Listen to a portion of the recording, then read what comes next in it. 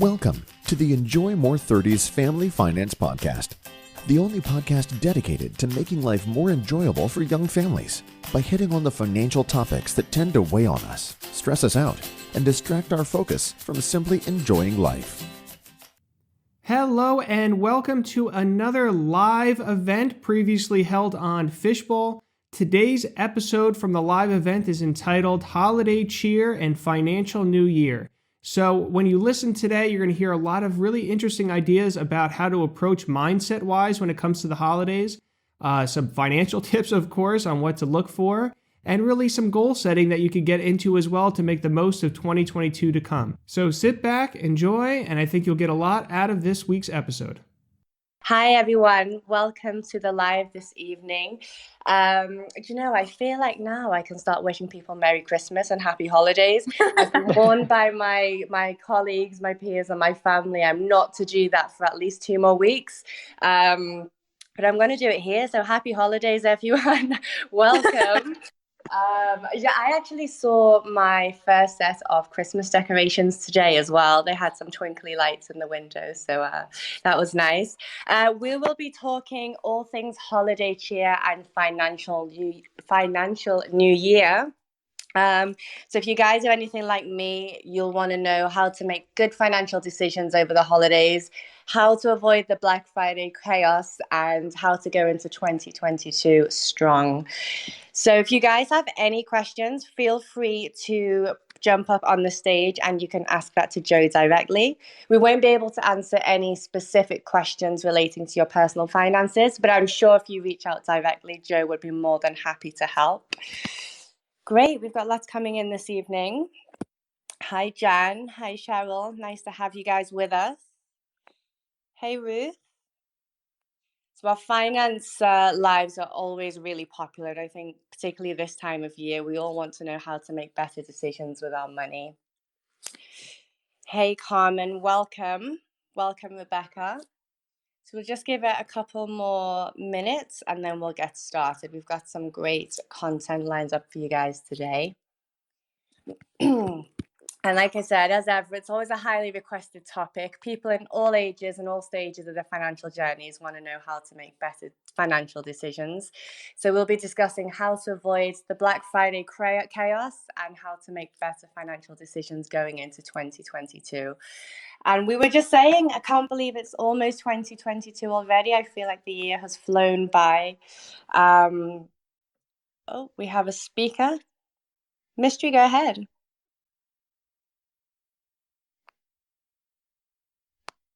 Hello, Mystery. Okay, not to worry. We can come back to you if you have a question. If you guys don't want to come up on stage, feel free to drop me a direct message and I can read your question out for you. Okay, great. So thank you everyone for joining us this evening for the Holiday Cheer and Financial New Year Live. My name is Jade Rose and I run the Financial Advisor Fishbowl all the way from the other side of the pond. And we are very lucky to have Joseph Oakley with us this evening. Now, Joe is a financial advisor, CFP holder, podcaster, and father of 2 children. So we'll be opening up the floor, as I said, to questions in the second half of this live, which will run for about 60 minutes. And if you would like to ask a question, you can use the button in the bottom right-hand corner where you'll join the queue. So, Joe, thank you so much for joining this evening. And before we jump into the conversation, could you just tell us a bit about yourself? Yeah, absolutely, Jade. And thank you so much for being a part of the event today. Like you said, my name is Joe Oakley, and I'm a CFP or Certified Financial Planner. You probably are more familiar with something called a CPA designation for accountants. This is kind of like the highest equivalent designation that I can personally receive for my field. I'm 35 years old, and I've been an advisor, though, for 14 years now. So basically, my entire adult life has been dedicated to being an advisor, and I run the wealth management firm now that I'm associated with, New Horizons Wealth Management. I also have a podcast, as you mentioned, trying to help young families with their money. It's called Enjoy More 30s Family Finance.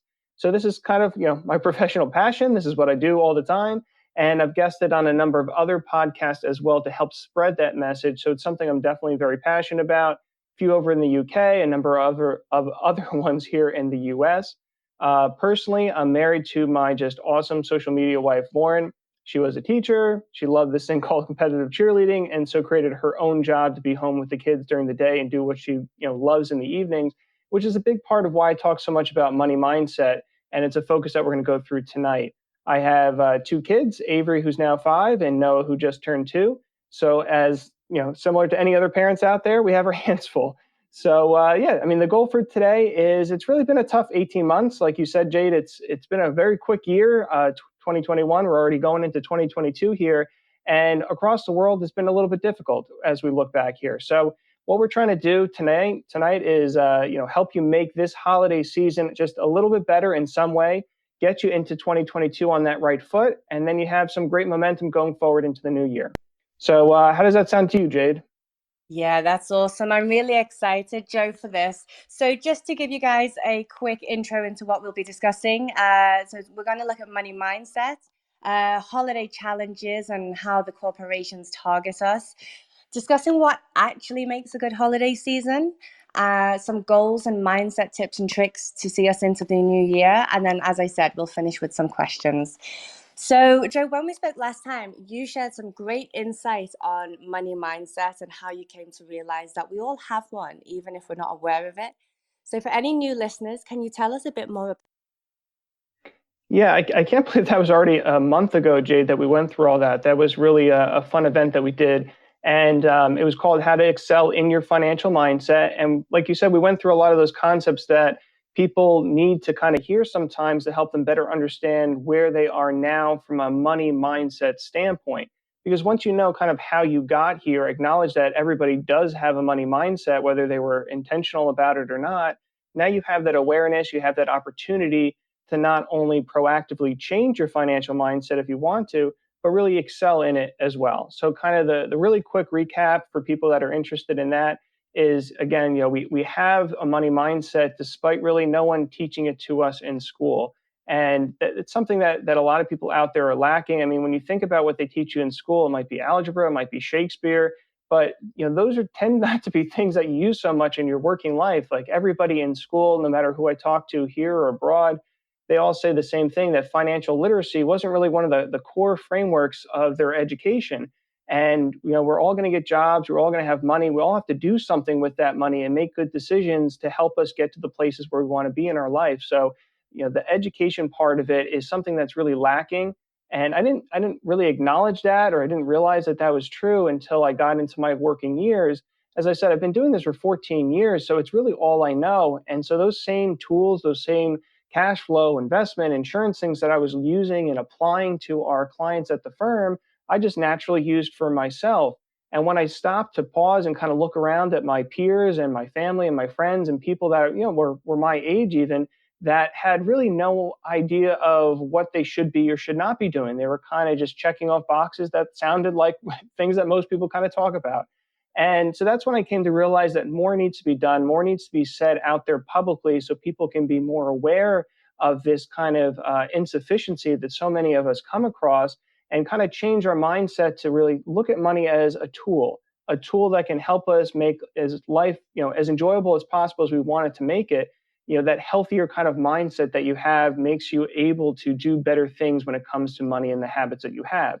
So when we transition to holidays today and the focus of today's talk, holidays really tend to kind of exasperate whatever our existing money mindset is. If we really love spending, we really, really, really love spending when it comes to holidays and Christmas and everything else.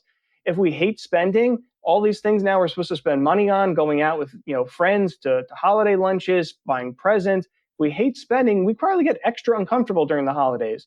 If we, love saving, every deal seems fantastic that we want to take advantage of it. So what we've seen is kind of holidays tend to accentuate these money mindsets. So, let's be aware that we have them and be aware that there could probably be even more at play when we come to talking about the holidays.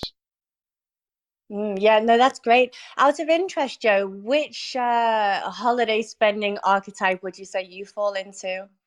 Oh, that's a good question. So I would say it's kind of changed over time. When I first got out of school and I was paying back loans and everything like that, spending made me very uncomfortable. I shared a story last time that we spoke about how now I don't have anxiety with money because I have a plan and I can kind of see where I'm going. And so that gives me relief to go ahead and spend that extra money that may not be necessarily tied to some of the things that I have set up for goals and otherwise. And when I bought my first big screen TV, I was sick for a whole week. I almost returned it 3 times. So spending made me very uncomfortable at the time. But now, I tend to be more have more of a mindset that allows me to spend where it's appropriate and spend in a way for certain people. And a lot of this we're going to talk about today. Spend in a way that frees up to not have that anxiety and just enjoy it when it is a good fit. Yeah, I love that story. And I think it's really important to note that even yourself as a financial professional, before working on your own money mindset, you too went through the anxieties of spending and saving and the uncertainty that comes with it. So big corporations, look, they know what they're doing this time of year. I have to make sure I'm unsubscribed from all of the mailing lists ahead of time, or they get me. They really do get me. So what are some of the financial mindset challenges people face, and how can we be mentally? Yeah, like you said, they know that you're coming. They know that this time of year is important. You said, like, take yourself off all the lists. I think I bought one Christmas wreath last year from a magazine that came to my house, and I have like 87 magazines from them this year already. So, they know how important this time of year is. Their dependence on us this time of year is huge. So on average, from what I've seen, it might be 20% of their annual sales are from the holiday season. And certain industries can be as high as maybe 30% or more. So they have whole teams of very highly paid experts trying to, figure out how best to do that, how best to reach us. Every commercial, every social media targeted ad that you see as you're scrolling through your social media, like I said, the magazines that you didn't ask to be sent to your house that are sent to your house, they really know you better than yourself. It's kind of scary sometimes. They know that you love a deal. They know that you have a fear of missing out. That you may be looking for an escape. COVID was a great example of how everybody exploded with online shopping, not just because it was a necessity, not just because we were afraid necessarily, but we also needed something to do. And shopping is fun. Buying something is fun. It gives you a little bit of that high. And seeing it come in the mail and getting to open it up, they know that we enjoy it. They know there's a psychological element to it. So when we talk about our money mindsets, being aware of kind of how we may be programmed as of today, and be aware that they know that too, and they're planning on that being true this year and every year, can really help us give us a little bit more of a fighting chance when it comes to awareness as we move forward with some of these other steps that we're going to talk about. Yeah, no, all great points. And this is just hearsay and speculation, but apparently a lot of the Black Friday deals, it's all psychological warfare anyway. They're not really deals. They're just preying on inflated prices and things like that. So what are some other tips besides unsubscribing from mailing lists people can adopt to prevent being sucked into these faux deals? Yeah, the faux deals are hard. I think one of the things that you have to realize is that they're going to get you one way or another. So you certainly don't want to, go in there willy-nilly and definitely get overly taken advantage of. But like you said, they know that if they price something at $75 versus if they price something at $100 and put a big red X through it and then put 75 below, that looks a lot more attractive. I feel like I'm saving 25%. So I'm not sure of any overly specific avoidance kind of a thing. I would say making a list, some of the stuff that we're going to get to with goal setting really helps. And so that takes the pressure off trying to find the best deal. Like, they're definitely going to make money on the season. So let's just try to be smart about how we're going about it, how we're managing our emotional side of it. And probably I would say not get too caught up into trying to just get the best deal for the sake of feeling great about it. That tends to get people into trouble more times than it helps. Yeah, great advice, Joe. To anyone who's just joined, we're chatting with Joe Oakley, financial advisor and podcaster, discussing holiday cheer and a financial new year. If you'd like to ask Joe a question, please use the button in the bottom right-hand corner where you can join a queue to ask your question, or you can DM it to me directly and I'll read it out for you. Okay, so something interesting you mentioned earlier to me, Joe, is how people subconsciously create a list of expectations for the holiday season, which aren't necessarily aligned with what would truly make their holidays enjoyable. So what exactly did you mean by this? Yeah, so I think that it really goes to kind of the trying to do everything, trying to do too much kind of a thing. I mean, for me, I have a very light December from a meeting with clients standpoint because, after Thanksgiving, people don't really want to talk about finances here. They want to enjoy family, they want to enjoy friends, they want to go out and do the things that they want to do, it's fantastic. But it's important to realize, like you said, that subconsciously we're creating these lists of expectations when it comes to the holidays. So let's stop and maybe think more about what would actually make our holiday enjoyable can really go a long way, and what is really just causing stress. So the mindset, shifting it off of needing to check off all the holiday boxes, so to speak, and trying to make everybody else happy, and just let's focus on the things that make me happy and take it a little bit more as it goes. So my kind of personal story to this would be when before we had kids, my wife and I, Lauren, we went down to Disney World. We're huge Disney fans, and so we wanted to go actually before kids. Which for anybody out there who has never considered that, it's phenomenal. It's so much better when you don't have to go back and take a nap or worry about your kid throwing up in the stroller. It's a lot of fun to just go down by yourself. And so we're down in Disney, and I created this whole kind of subconscious list for all the things that I wanted to get done that day. You don't get to go to Disney all the time, so I wanted to fully take advantage of every ride, every attraction, every experience. And so we go through, we're trudging through, we get to the end of the day, and I only completed, let's say, 70% of the things that I wanted to do. And I'm leaving the park kind of like in a bad mood. And Lauren just looks at me and she's like, "What is the matter with you? We are in Disney World. We're having a great time. So you didn't complete, 30% of the things. We still did 70% of it. We're still in Disney World. We're still having an awesome time. Like, you can't be sad in Disney World. There's no reason to even come if that's what you're doing." And it just made such an impact on me. It really opened my eyes to what am I doing? Like, I am in Disney. I should just be, happy that I'm here and enjoying everything as it comes. And, the goal of Disney is not to check off all the subconscious boxes. The goal in Disney is to be a kid and enjoy every minute along the way. So, I really relate that a lot to the holiday season, doing kind of that same thing. We can get caught up kind of subconsciously in, we get to the January, say, "Oh, we didn't get to do this, we didn't get to do that," and focusing on those negative things that we didn't do as opposed to focusing on all the great things that we did do. So one thing that I always love doing are visualization exercises kind of off of this. So what I'd like everybody to do out there, if you have a pen and pencil, great. If not, just visually going through it in your head, think about what you would love to have happen this holiday season, and more specifically, say picture yourself in January of 2022, and we're sitting there and we're looking back on this holiday season that just passed. So what would have to have happened for you to say that you had a wonderful holiday season? So what are the things that would come to your mind if I'm having a conversation with you, or just one-on-one sitting in a couple of chairs and asking you, what happened? You told me you had a wonderful holiday season. What happened over that holiday season to make it so wonderful? And I would expect, as you're writing some of this stuff down, I would expect that most of your answers are going to go around family and friends and experiences.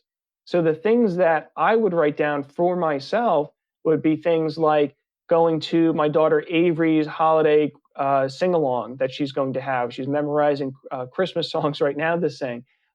Being able to do Christmas Eve cookie making contests with my in-laws. They, every year that's what we do on Christmas Eve. Getting to spend Christmas Day with my family, and going through all of our traditions on the day of that we do on my side of the family. So there's a number of things like that would jump to my mind. Those are the things that I would say would have to have happened for me to have a wonderful holiday season this year. And so when you're creating this list, when you're going through these different items, this is starting to kind of get you into the motion of saying, okay, here are the things that are most important to me, and it allows you to start kind of releasing maybe some of that other stuff. In addition, kind of, if you look at the flip side of it, another great question, it's the same question, just worded a different way. What would an unsatisfying holiday season actually look like? And for that, common answers would be, not seeing family and friends or being able to do those holiday traditions. Maybe for some people going into the new year with credit card debt, like they may do many times and not really appreciate it once January comes around.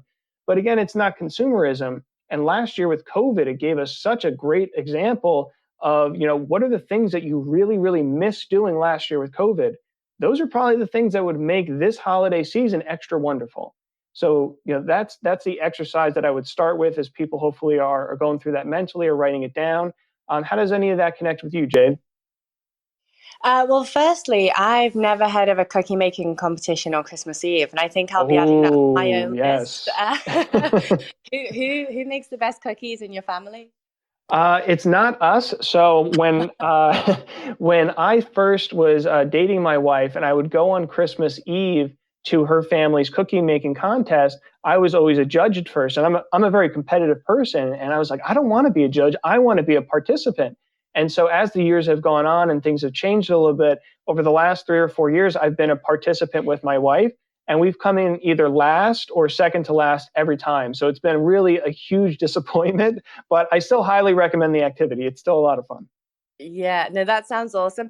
Actually, what I would love for everyone listening is if you have your own holiday rituals or games or competitions, please do message them so I can share them up with everyone, because a lot of people are stuck in that consumerism mindset. And sharing out these ideas may be a great way to get those holiday juices flowing of things that we can do that don't cost money and that do center around family and friends and those types of experiences. I think that would be great. Yeah, absolutely. Always looking for new things to do around Christmas. Yeah, definitely. So, what are some practical things then, building on what you've just said, that people can do to make sure they're aligned with what they truly want over the holidays? Yeah, no, that's a great question. So when we go back to that list that hopefully everybody has been creating, and you start organizing that list, what I'd like you to do is, if you make 2 separate columns, you might have a lot of stuff that you would like to do that would make Christmas wonderful. But what I would say to start with is to put half of the stuff in one column and put, the first half being the things that are really, really important, like the must-have things. So for me, it's, hearing my daughter sing for the Christmas Eve cookie contest. Those kinds of things would go in that column for me. The other column for some of the stuff that you may have written down are this would really be nice if kind of column. So it'd really be nice if I got to take my kids to a Christmas like on ice show. It'd be really nice if we got to, go do a workshop with Santa and, made a craft or something like that. There's all these little events that they have for kids. So making this list first and just getting into the things that matter the most, and then the things that it would be nice if, helps you at least, again, start separating some of that kind of stuff out. And the new one that I actually have for this year that I have not done in the past is, my grandmother is in her 90s now. She will not let us know her age, because then she fears we will look at her as old. But she is in her 90s. My grandfather has passed away, and one of the things that they always did together was go to the mall by their house. And every year, this mall is decorated for Christmas and holidays with garland and Christmas trees everywhere. And so this year, I haven't told her yet, but I'm going to take her to the mall. She's in a wheelchair; she can't get out on her own.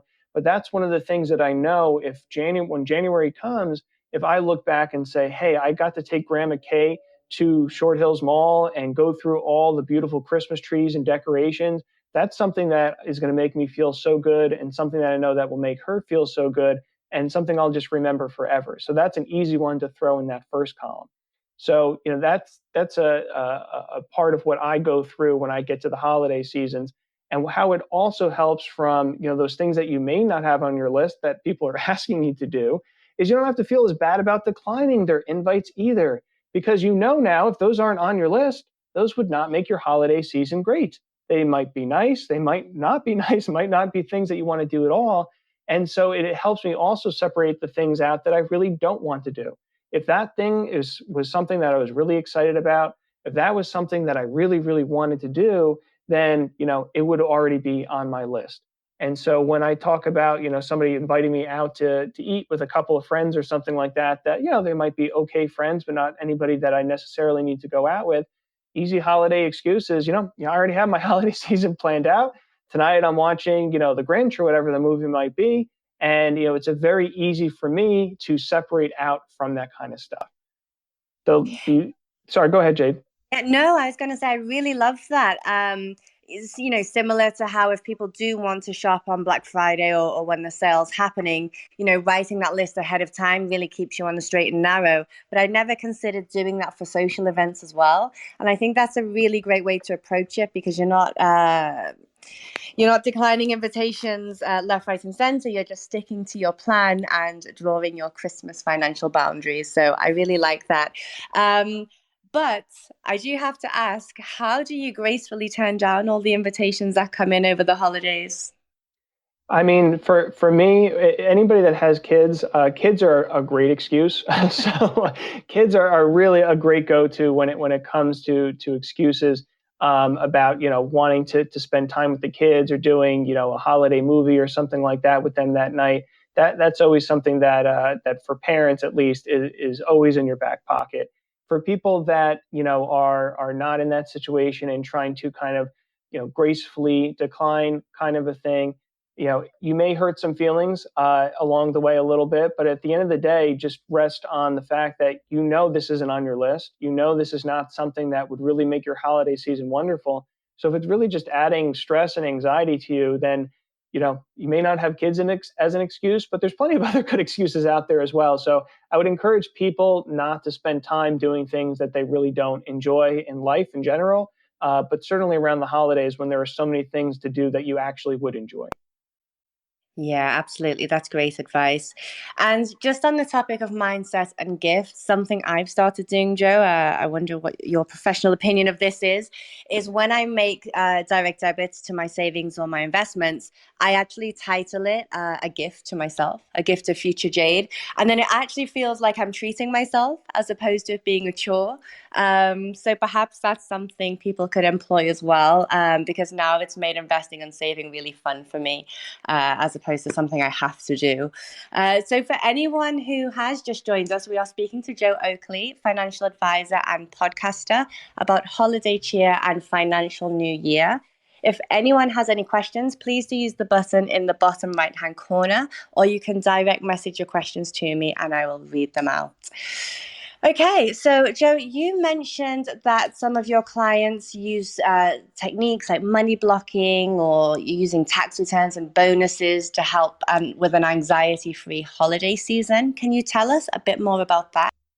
Yeah, so I'm a big fan of time blocking, of money blocking, and basically those are just terms to say kind of being more intentional with your time, being more intentional with your money at a time kind of separate, ahead of time, advanced planning, so that you don't get tied up in the emotions of the moment.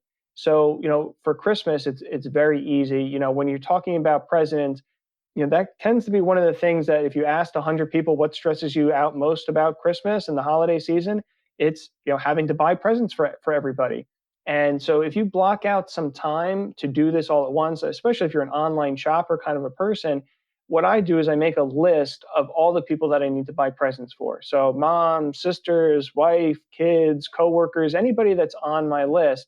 And then I time block. So I set aside hour, 2 hours of time to go through all of those people. And it helps me do a couple things. One, it helps me get my list done much earlier, which is always great because then I don't have to worry about last minute Christmas shopping. There's always going to be some degree of that, but it doesn't have to be on the forefront of my mind. Like I don't have any gifts for, that guy.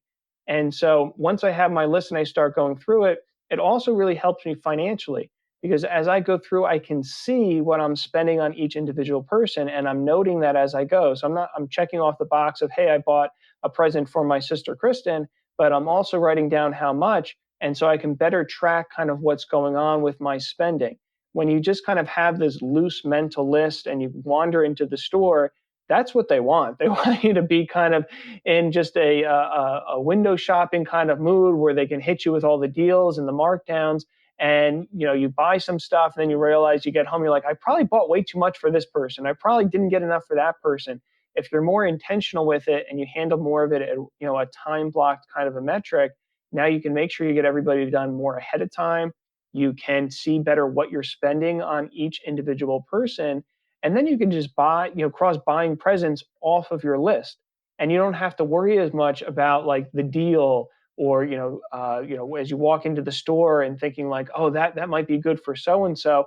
Once I have my list done, I don't really pay as much attention to the deals or the markdowns or anything else because like I know I have Kristen's gift, I know I have Lauren's gift, I know I have Avery's gift. I know that I have these, and so that's kind of like a little bit of a protective shield that I wear is kind of a little bit of armor when I'm going to the stores later in the season because I know my shopping is already done. So when I'm using that time blocking kind of a thing, that's how I apply that to my list of shopping for people during the holidays.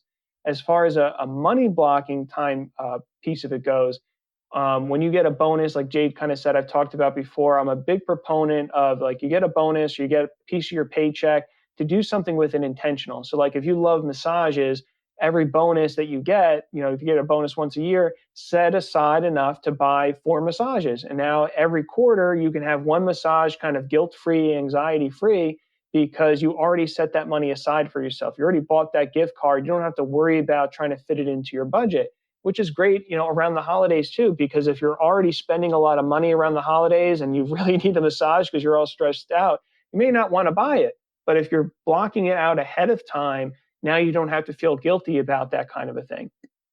And, for every holiday season, people want to do really nice things. People want to do special events. You could use money blocking the same way. Like every year I'm going to set aside, $1,000 for my bonus, and I'm going to use that to do a special holiday event. And you don't have to feel guilty about it now because you set it aside for that experience. So I would highly recommend time blocking and money blocking as a whole. But those are some ways that I use those two concepts specifically for the holiday time. Yeah, that's great. I like the idea of planning in advance so that you can spend guilt-free over the holidays. And in that vein, you said earlier that you've never heard of anyone not retiring due to Christmas. So I'm just curious what you meant by that. Yeah, so I mean, I'm a financial advisor, and so obviously wanting to deal with money in an intelligent way is important. It's something that I'm paid to help people do, but I think it's also important for people to remember that the holidays tend not to make or break people. So we don't want to spend frivolously, we don't want to spend irresponsibly, but at the same time we don't want to stress ourselves out too much about our spending. Like we are going to spend more during the holidays. That's why 20 to 30% of company sales come from the holiday season. So while we want to be intelligent about it, while we want to be smart about it, like if I was trying to say, spend as little as possible, then my list would be like, try to spend only $15 a person and just make it look really nice and get away with it kind of a thing. It feels good to buy for other people. It feels good to spend. I'm not saying not to do that at all. And so when I go about like a phrase of Christmas never had anybody not retire, like if you have like my little girl, if I see something that she absolutely is going to love 2 days before Christmas, quite honestly, I'm going to buy it for her. And that extra $50 or $100, that's not going to make or break my retirement. That's not going to make or break any mother or father's retirement out there. So we still want to make sure that we're enjoying the holidays. We're not trying to only save. We're not trying to only spend. We always want to go somewhere in the middle of that where we're spending in a way that we're comfortable with, that's anxiety free, and not necessarily leaving ourselves with a bunch of debt come January, but somewhere in that happy medium, not to go too far the other way as well, where we're just creating our anxiety and worry for ourselves because we're trying not to spend anything either. Okay, so with your financial advisor hat on then, what percentage over one's Christmas budget would you say? That's probably... I would say if you could pay it off by the end of January, then that's probably okay. That would be kind of my opinion on it. Okay. Are you the shopper for Christmas gifts, or is that your wife? My wife definitely takes the lead with it. We have a joint, okay, let's see everything we have. What do you think? Is this matching up with that? And, so we go through it jointly, but I definitely have to give my wife the credit as the person that takes the lead in getting the ball very far down the hill before I jump in, yes. Okay. So, Christmas is out of the way now, and we have that weird 6 day limbo period before the new year where I think most of us are starting to evaluate our lives and the year to come, in between eating Pringles and leftover chocolate for breakfast, or maybe that's just me. How can people set themselves up for a financially solid 2020? Yeah, that's definitely not you, just you, Jade. So you don't have to worry about that. But yeah, for the new year, I mean, goals are a big thing, and goals are really, really powerful. So we start thinking about our goals. We start thinking about the things that we want to change, the things that we want to accomplish for the year to come. And what I want to spend an initial point on here is kind of talking about what goals are and what they aren't.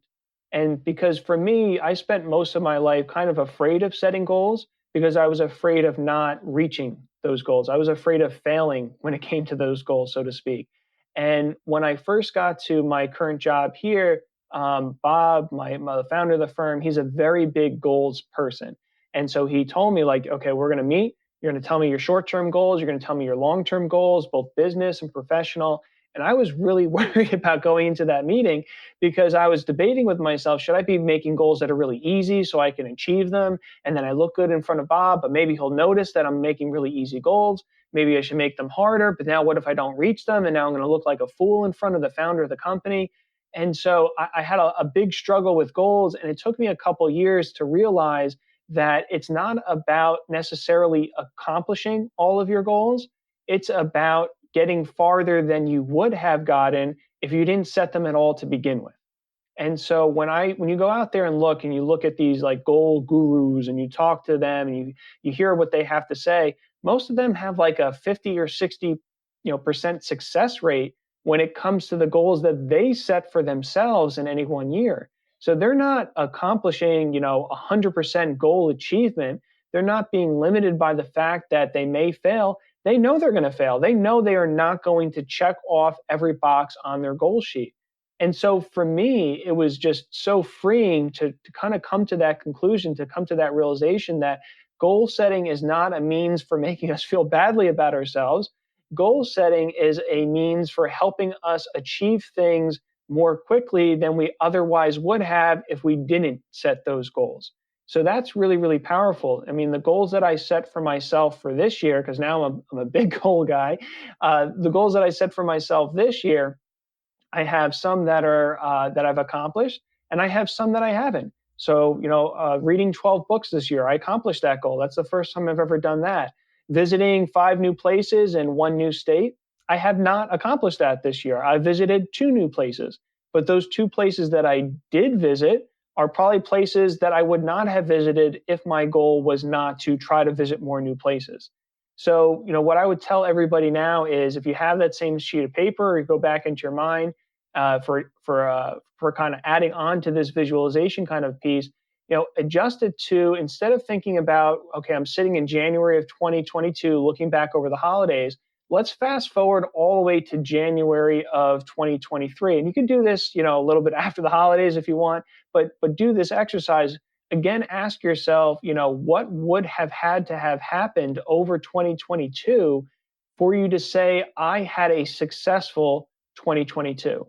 So you want to write them out. One of the great exercises that I was taught through a coaching program that I do, Strategic Coach, which is really fantastic for any other entrepreneurs out there, is to first think about something, then write it out, then share it with somebody else, and then you can go out and do it. And that gives you the best chance of success. So every quarter, my goal buddy is the founder of the company, Bob. We go through our goals together. But, I think about my goals, I write my goals down, I share them every quarter with Bob to keep them kind of front of mind. And then that gives me a better chance to kind of go out and do that. So that would be kind of the initial thing that I wanted to touch on with goals. Jay, do you have any reflections on that or anything to add when it comes to that piece of it? Yeah, I like the idea of you sharing it with Bob. Is that for accountability, or is it just purely transparency? What's the motivation? Oh, yeah. I mean, if you share it with somebody else, just saying something out loud, I think is so powerful. So my goals, I have them written down and they're on the board behind my laptop. So I have like a pin board behind my laptop. So I have my goals up there. So I see them, and then it just keeps them in the front part of your consciousness. You're aware that they're out there. And again, for me now, I'm not, if I complete only 10% of my goals, I'm okay with that. Like, I've completed 10% more than I otherwise would have if I had not made my goal list. So it's not anymore about reminding me of failure. It's just keeping that front of mind. And when I discuss it openly with somebody else, it's just working kind of a different part of your brain. If you say something, out loud, kind of like, I think I can, I think I can, I think I can, there's a better chance that you can actually do it then. So yeah, I think it's a very big part of the process. And I would say for anybody out there that is open to this, to find a quarterly goal buddy and say what's going on out loud, because it can be a really powerful exercise. So what are some financial goals that people listening could adopt for the? I mean, I think that really is what they want to accomplish. So like an easy one, let's say, is if you aren't saving any money toward yourself. I mean, I didn't comment on it before, Jade, but paying yourself first and giving yourself presents, like that's taking it to a whole nother level, which is fantastic. But if you're not paying anything to yourself right now, that's an easy financial goal to have, to start paying yourself something every month. You pay the mortgage or the rent, you pay the utility company, you pay the grocery store, you work really hard for your money. You should pay yourself a little bit of that money every month. And if you're already doing it, pay yourself a little bit more. Give yourself a 10% raise for what you pay yourself. If you're saving, 10% of your paycheck, save 11%. It may be hard the first month or two, and then after that, you probably won't even notice that it's gone. So, look at especially what you get with raises too, because that can, be where people can miss opportunities. If you get a 5% raise, you should be consciously saving, all 5%, or at least a portion of it for sure, towards yourself again. Because now if you're saving 10% towards yourself and you get a raise and you don't increase what you're saving, well, now you've decided to pay yourself a lower percentage of what you're now earning. So really, one of the best financial goals is to treat yourself well, pay yourself first, or as you said, Jade, give yourself gifts every month. I love that, Joe. And you know what? I'm going to give myself a raise. I deserve it. You deserve it. You worked hard this year, Jade. You gotta reward yourself there. And so same question for any of our listeners who may be more experienced investors or who may be a bit further on in their financial journeys. What are some financial goals that they could possibly? I mean, it's really what's most important to them. So the job of an advisor is not to just get you to save as much as you can save, or help you retire early. I have clients that don't really want to retire early. So, it's about knowing what direction you're on. So let's say you are farther along, you have assets that are built up. If you want to give yourself a gift, spend some time either by yourself or working with a professional to see what path you're on right now. Okay, you have, $200,000 saved up into your 401k. What path does that put you on? Give yourself some more clarity. It's great to see that number on a piece of paper that you get every quarter from your 401k company, but really look into kind of where that puts you. Maybe you can retire earlier if you want, if that's a goal that you have. Maybe maybe this allows you to change jobs into something else that you really feel more passionate about. It'll allow you to spend more of your time doing something that you love. So I'd say people that are further along, if you don't have real good clarity on what further along means, what you have right now translates into, what road you've built and where it's leading right now, then give that to yourself as a present for next year, as a goal to figure out kind of exactly more where you're going. And that'll free you up to make better decisions about everything else, whether it's retiring early, whether it's changing careers, whether it's doing more time with charitable kind of stuff. I mean, I think the wealthiest people out there are the people that can afford to do the things that they love more and can afford to not do the things that they really don't enjoy more as well.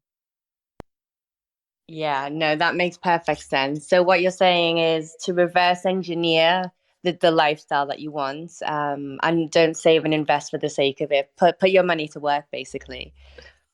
Put your money to work and take a look at what direction that's going into. I mean, if you have There's a rule of 72 that's pretty easy to kind of give people an idea of. So that says, if you're well spread out and diversified, and let's say a 7% return is a reasonable long-term return for how you're set up, then every 10 years that should double. So if you have $200,000 right now, that means that 10 years from now that should be 400,000, and 10 years later from that it should be 800,000 because it would double again. So that's a really easy way to kind of start giving yourself an idea of what direction you're going in. And just that clarity is what opens you up. I mean, if you're able to kind of know how much longer the racetrack is of where you're trying to get to, then you know how fast you have to run, how hard you have to push yourself. Yeah, absolutely. For anyone who's just joined us, we're chatting with Joe Oakley. Joe is teaching us how to have holiday cheer in a financial new year with tips and tricks and mindset advice as well. If you guys have any questions, please use the button in the bottom right-hand corner, or you can direct message your questions to me and I'll read them out for you. So, Joe, the last 15 minutes then, I know you have a few more financial mindset tips and tricks to share with us. So what are they? Yeah, so there are certain things that I do, habits, rituals, kind of things that really help me out. Not to be perfect again, I mean, just like the goal exercise, but better than I'd otherwise be if I didn't do that. So, when we went through the whole financial mindset and how to excel in your financial mindset, that was a really great start for people that are looking to get more information on that. I will be having that added to my podcast this upcoming Monday. So that's, again, the Enjoy More 30s Family Finance Podcast. So for people that missed that, you'll have that for the full list of everything. But just some really quick things to go through today. Habits, I think, sometimes can be scary for people. It's hard to break a habit, but it's also not too hard to make a new good habit. So habits aren't necessarily bad or good. They can be either way. And so there's a habit rule that I've come across called the 2190 rule. It takes 21 days to make a habit and 90 days for that to be a permanent lifestyle change. So it's not, 3 weeks to get that habit made and 90 days to cement it, more or less. That's something that's really not too difficult for, if there's something that you really want to do, just focus on that 2190 rule, and you can make one thing a permanent lifestyle change for 2022. And to me, that's really powerful. That it doesn't take that long to really make something that's a permanent positive change, a permanent positive habit that's new in your life for the new year.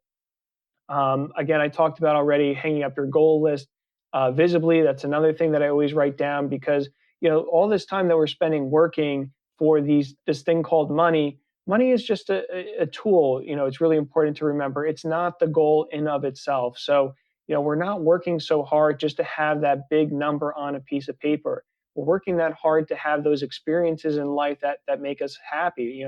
Everything on my goal list that I have, not one of those things is make lots of money. Not one of those things is have a certain number on a piece of paper. It's, going to new places on vacations. It's it's planning a trip to Disney World with my kids. It's reading 12 books for this last year. So money might be involved in it. Certainly, I need money to take my kids to Disney World, but the end goal is not the money. The end goal is Disney World. So that's a really important thing, I think, to try to always keep on the top of your mind. And for me, having that visual goal success list visibly is really a big part of that for me. Let's see, we already talked about paying yourself first. That's always a really big one. The general number that I give for people for that is a minimum of 10% to pay yourself. I mean, you work hard for it again, so you deserve it. Make sure to give yourself at least 10% of what you work so hard to earn. So if you have $100,000 salary, you want to be paying yourself at least $10,000 a year. So give yourself those presents, $10,000 worth per year. And then the last thing we've kind of touched on already as well, Jade, money blocking to relieve that anxiety, to increase those experiences. And the holidays are really a great time to take advantage of that. Yeah, those are some really great tips, Joe. Thank you for that. We've had a great question come in from Stacy. She says, let's say you were never taught how to be financially responsible and not live payday to payday. Is it ever too late to learn? And if not, where do you start and how do you find someone to help you that isn't going to cost a fortune, making your situation even worse? That's a great question, Stacey. Thank you. Yeah, that is fantastic. So it is not too late. So I've had a number of clients that they came to me originally and they came to me with credit card debt. And so, maybe it was 20,000, 30,000, whatever it might be. And so the first thing, if that's where your starting point is, so if you're starting even, you're even better. But if you're even starting negative, it's not too late. So the first thing that we did is we looked at the credit cards. We organized them to see, okay, which one has the highest interest rate. Let's try to pay those off first and work our way down the list. And she was one of the first people I started to work with. And 14 years later, she's worked herself out of the credit card debt. It took a couple of years to do that, but she worked herself out of the credit card debt. And then she started to put money away towards herself and save. So that same money that she could afford to pay down the credit card company, we now made sure that she didn't just disperse that somewhere else, that she now started to pay herself back with that money. And so now she's actually on pace to retire at a normal retirement age, which in the US is age 67. So it's never too late to start doing the right things, even if you're starting below negative. And I think the first step to do, if we're never taught this, like Stacy asked, is to start looking for a way to pay yourself first. So I have an episode on my podcast called 36%, the golden cash flow ratio, which I don't think we really have enough time to go through here. But the goal is really to start paying yourself first to some degree.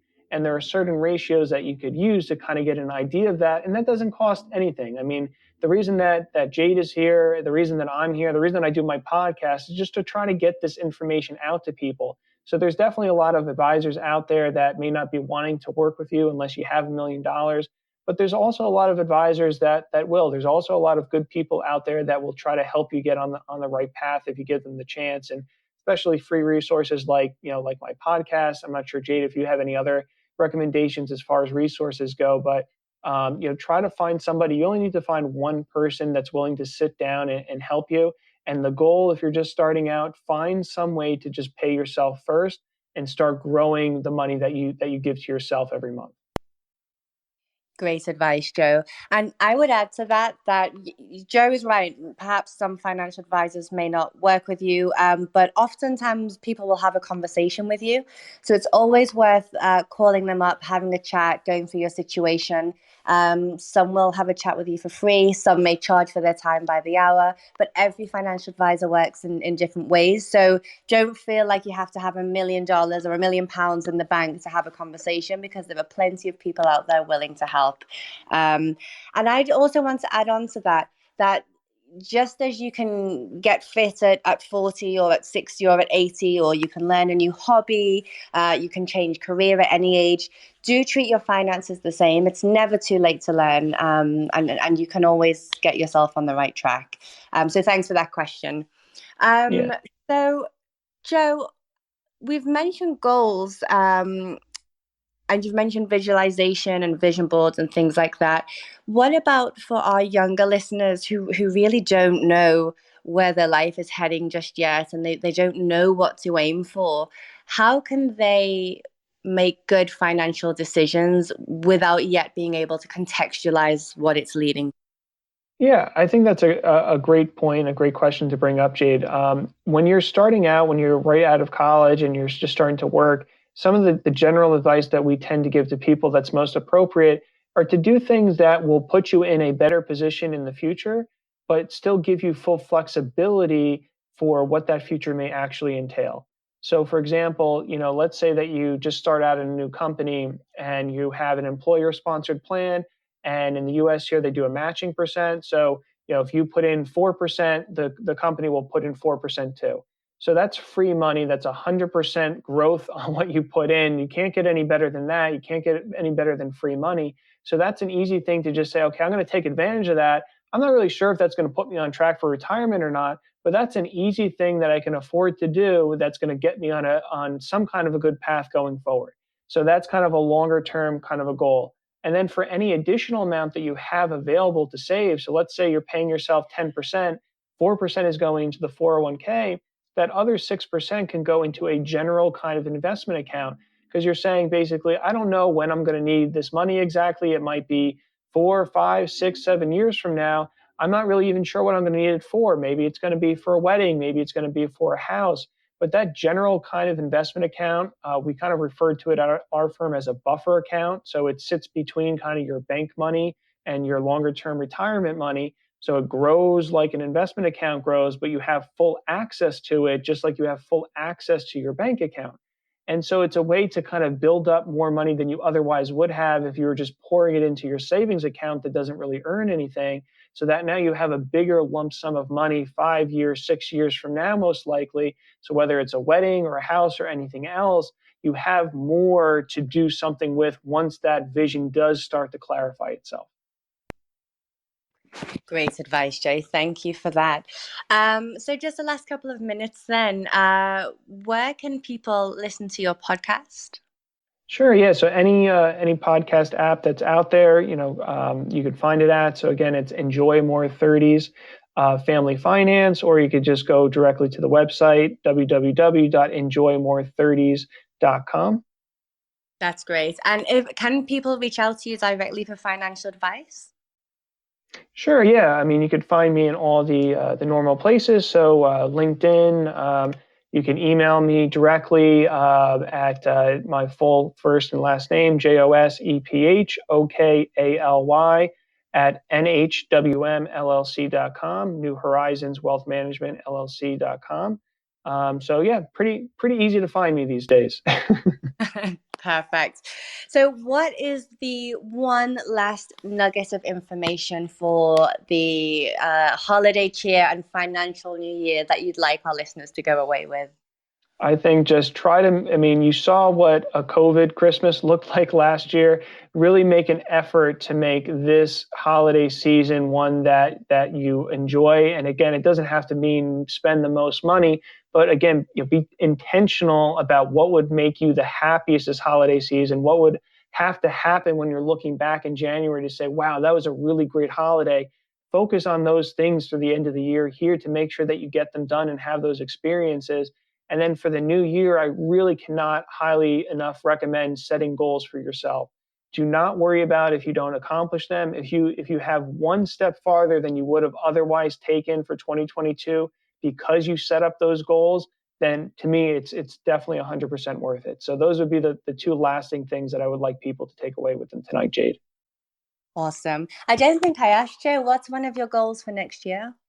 So one of my goals for next year is to actually go to 5 new places and 1 new state. So I didn't get to do that this year. Disney was also on our list for this year, but with all the stuff going on with COVID and otherwise, it just didn't work out for us this year. So that's definitely going over to 2022. And then I have a couple of other things that I'm working on. So I live in a lake community. I put in 1 new wildflower garden by the lake this year, and I want to commission to get that up to 3, 4, or 5 around the lake. So yeah, I'm working on my list, but I definitely have things brewing. That sounds amazing. I too would like to make it to Disney World, but it's a little bit more tricky for me. So if you go, say hi to Mickey for me. So Will do. I heard on your side of the world, there is a huge rivalry between pumpkin pie and sweet potato pie. So I think the most important question of the evening is, which side are you on? That's very easy. It's clearly pumpkin pie. Now, I don't know if that's a controversial answer. I'll let you all decide on that one. But listen, Joe, it's been an absolute pleasure as always. Thank you so much for joining us this evening. And thank you to everyone who tuned in to listen. Wishing you all a wonderful holiday season. And yeah, if you do want any further advice, please do reach out to Joe. I'm sure he'd be more than happy to answer your questions. Thank you so much as well, Jade. You did a fantastic job joining today, and it was always a pleasure. That's amazing. Thanks, guys. Enjoy your evenings. The conversations on this show are Joe's opinions and provided for general information purposes only. They do not constitute accounting, legal, tax, or other professional advice for your specific situation. You should always seek appropriate advice from a financial advisor, accountant, lawyer, or other professional before acting upon any content or information found here first. Joe is affiliated with New Horizons Wealth Management LLC, a branch office of TFS Securities Inc. and TFS Advisory Services, an SEC-registered investment advisor, member FINRA/SIPC.